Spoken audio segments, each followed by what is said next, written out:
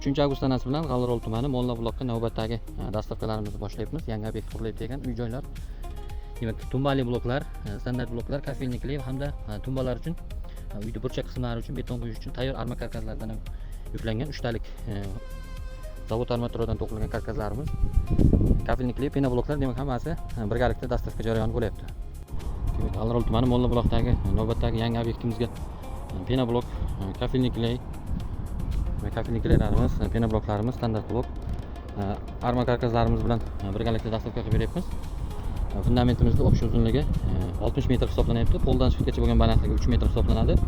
1,5 ming dona pena blok, 2 tonnaga yaqin kafelniklar hisoblangan. Tumbali latokli bloklardan ham yetkazib beramiz. Kimga agar shunday pena blok, sug'oy SMS mahsulotlari kerak bo'lsa, o'zimizga murojaat qilaveringizlar. Manzilimiz Jizzax viloyati G'allarol tumani Ko'kkumbazda joylashgan.